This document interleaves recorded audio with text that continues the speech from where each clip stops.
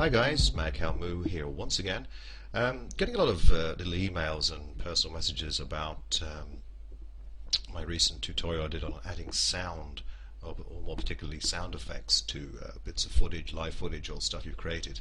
And people are rather taken by the little kind of text intro thing I was working on to demonstrate that.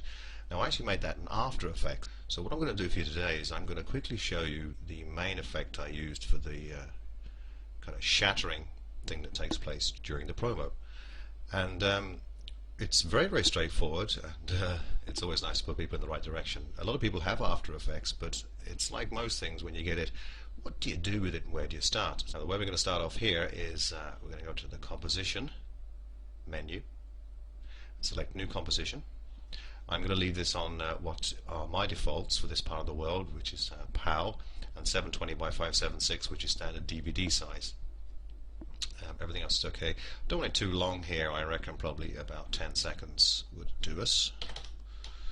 So we'll just make that like that, and 25 frames per second is perfect. Click OK.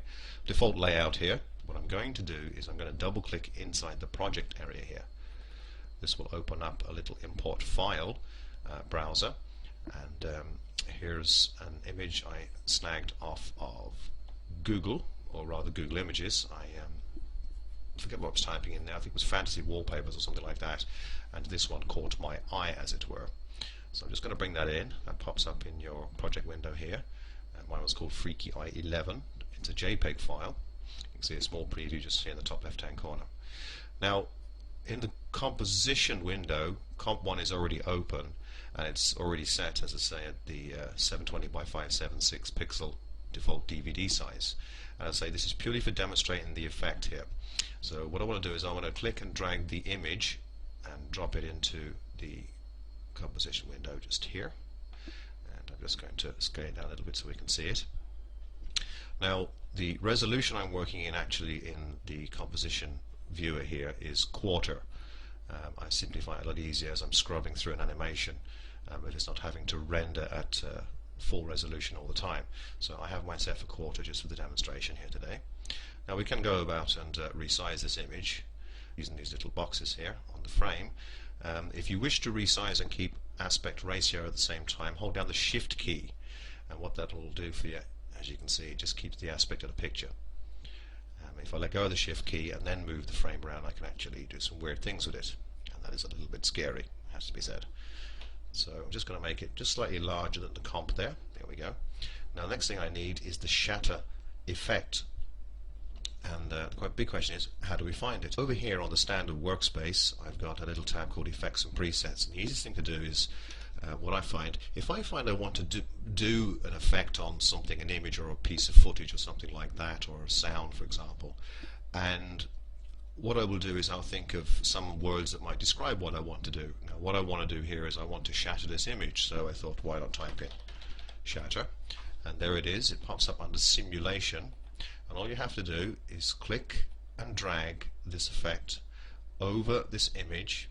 It'll snap to the center by default and let go. Now don't panic, something weird appears to have happened. Well, in fact, two things. First off, there's a strange kind of brick wall sitting here with a big circular thing with spokes in it, a bit like a wheel. And over here in the Effect Controls panel, I have the effect here, and this little twirly arrow is open to show me all the settings for this particular effect. Now, just so we're not all panicking, if we head straight for the View entry here, at the moment it's showing wireframe, and all these are the various forces that are going to be applied during the effect. If I click and hold and then move up to rendered, ta-da, our picture is back. The effect is sitting there on top of the image, it's just I can't see it at the moment. Now if I do scrub through the timeline a little bit here, you can see what's about to happen is that image is going to break up into like house bricks. Okay, now it goes up and disappears around, kind of around here, so I think my composition is actually a bit too long. Let's come down and make it about 4 seconds. And the easy way I like to do that is if I drag this bar down to around 4 seconds and then go to Composition and trim Comp to Work Area. There we go, it's now made it about 4 seconds long. Scrub up and down there. Okay, what can we do with this effect? Well, obviously this is not looking like it is in my little intro promo I was working with in Vegas there. But you can do some things with it. And the first thing is to twirl down the shape setting here, and under the first entry pattern I've got a whole number of presets in here. What I used in the intro was actually glass. The default glass looks like this, got little bits of triangle, and to me they're looking a bit uniform size wise. It kind of breaks from the middle and kind of spins out towards the camera and then starts to drop down like that. So there's a couple of things wrong with that for me, which is the pieces are not thick enough, they're not dropping quickly enough, they're far too big, and they're a bit too uniform looking. So how do we fix that? Well, first off, I'm going to hit the repetitions entry just here. I'm going to click in there, and I'm going to type something stupid in, like say 20. Hit enter, and just a quick shortcut there. If you tap the 0 key on your numbered keypad on your keyboard, it'll generate what's known as a RAM preview for you, which means it'll temporarily render your project into the RAM memory on your PC. So the more of that you have, the better. And you'll notice this happening down here on the timeline. When I press this 0 key, you can see a little green bar building, and if we look up here at the render, you can see it's rendering the image, and as soon as it's completed the 4 seconds, it'll actually play normal time for you. And there we go, it's just playing through a couple of times, and it'll keep playing until you press the 0 key again. So it's starting to look like what we need, so I'm just going to hit 0 on the keypad again. That'll stop the render, stop the preview, and return me back to 0 seconds. Now I'm going to look at the extrusion depth. Now what this is basically saying, or a complex way of saying, is how thick the pieces are. The default setting is 0.2, so let's make that 0.8. Just hit enter there. Now if I scrub through, you'll start to see that the pieces have some thickness to them, so it makes it a little bit more 3D looking.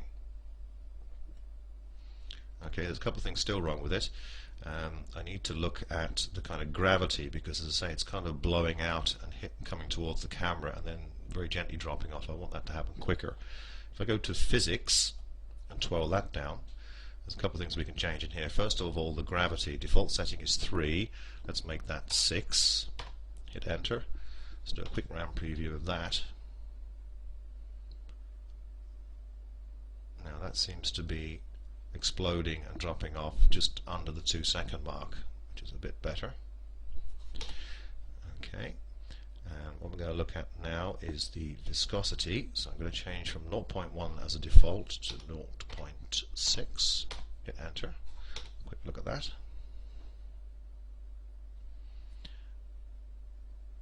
You can see immediately what the viscosity is doing.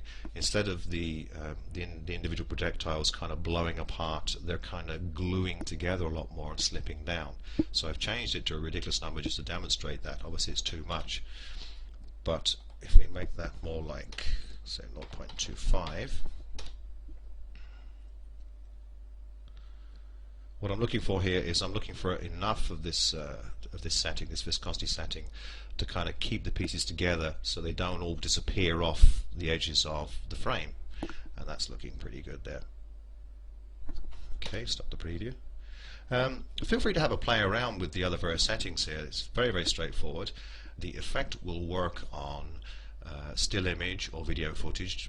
Bear in mind, on moving images like video footage, it'll take a lot longer to render for your final result, but very, very well put together effect. Lots of options to play with.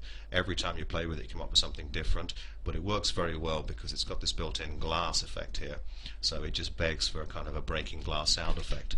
That's how I made it, so have some fun with that, and I'll be back with a short tutorial sometime in the near future. Thanks guys.